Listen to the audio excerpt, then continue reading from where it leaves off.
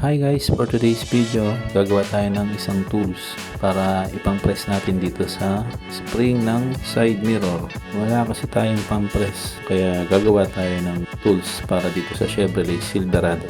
Tara!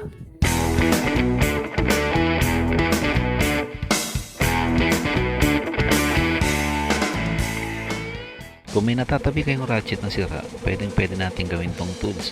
Una, lagarin lang natin yung kabilang dulo. Then yung kabilang dulo, iihinang natin. Ayan, tulad na nakikita nyo, kailangan tatansuin natin para mas matibay. So yan kasi yung gagawin natin pang-press dun sa spring. Hindi kasi kaya ng kamay lang basta-basta. So syempre tutulungan din natin ng C-clamp para ma-press natin maigi yung spring para matanggal natin yung lock. Then pwede na rin nating gamitin kung babaklasin natin ulit yung spring or yung magpapalit tayo ng peso dyan sa may side mirror.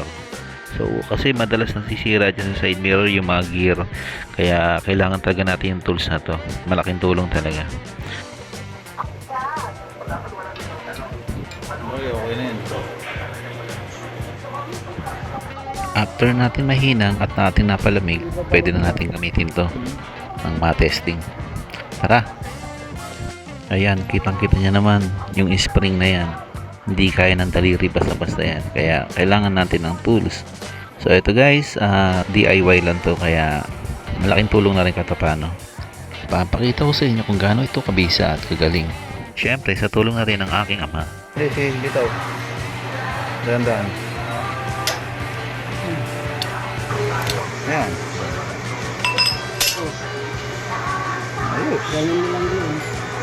So kita nyo naman, pwede na gamitin, pero hasain muna natin at medyo maganit siya kaya hindi siya ganun ka-smooth.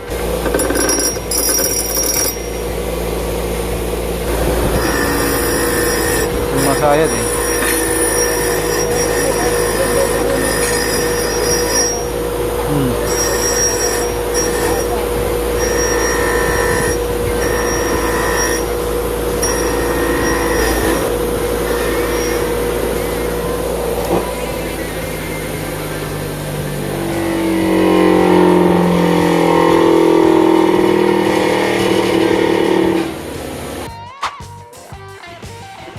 Dahil dyan, ito, nakabitan natin yung spring.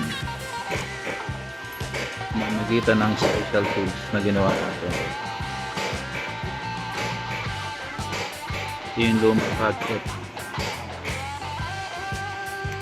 Pinutol natin dito. Tapos, putol na lagyan natin dito. So, ayan na siya. Ayan, papakita ko ulit sa inyo kung paano ko ibalik yung spring. Gamit pa rin yung ginawa nating tools. Huwag nyo nang tingnan yung mukha ko, hindi po ako galit yan. Masakit lang sa kamay kasi yung tigas ng spring.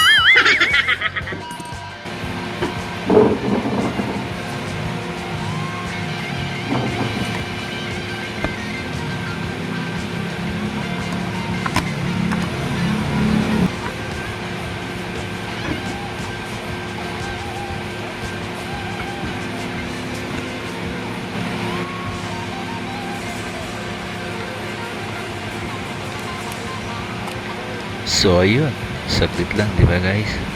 So salamat sa panonood. Hanggang sa muli. Bye bye.